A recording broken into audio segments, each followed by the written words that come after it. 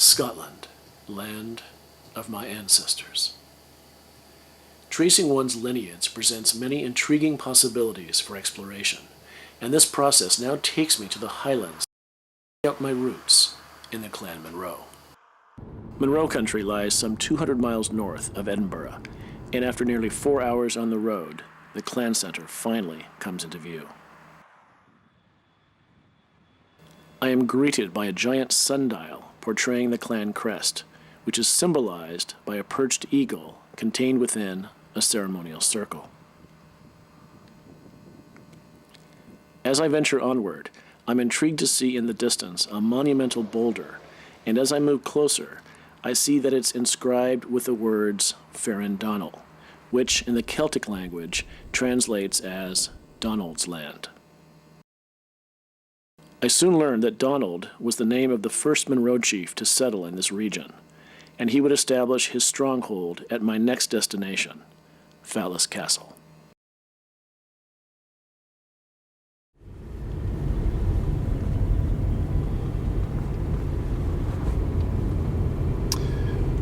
We're traveling along a pretty narrow country road through what is really a very nice forest.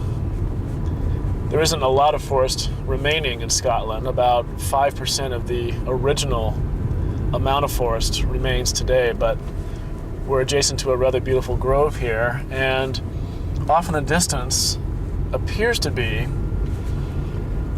what I think is Fallis Castle. It looks like the Dutch-style architecture which the castle is known for, and there's a very large open field in the foreground, which would be the place in which the barley is grown, which is what the family is known for in this region and how they make their primary income. And in any case, I think that this is it. I think we are quickly approaching the moment that I have been waiting for some time. A lot of energy and time and preparation has gone into this, and it looks as though I am just a few moments now from my much-awaited encounter with Fallis Castle. Over the centuries, the various fortified structures that have stood in this spot have served as the center of the clan's social, economic, and military endeavors. The present structure dates from the 17th century and was built as a fortified manor house in the Dutch architectural style. It still retains defensive battlements, although this structure was clearly designed with comfort as its main priority, in contrast to earlier, more tumultuous times.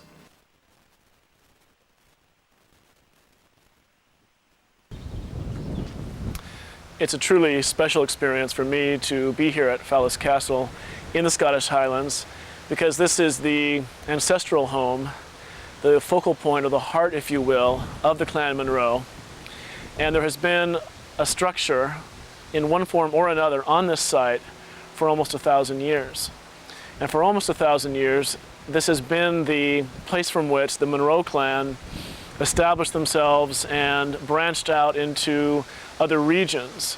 And it is from this place, from Fallis Castle, that I will go on to explore the origins and the roots of my own culture, my own heritage.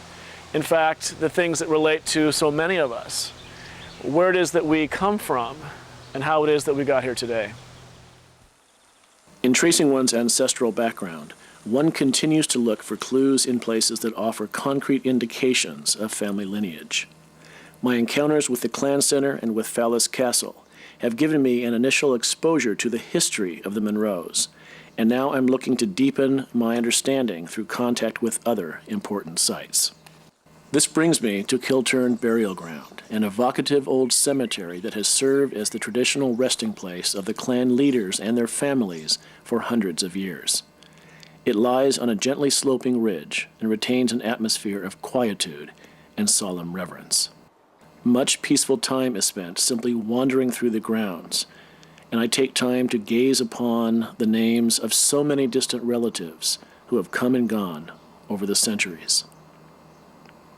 And looking out upon the rolling green hillsides that grace both sides of the Moray Firth, one has the sense that in life, as in death, The land lay at the very heart of these people's existence.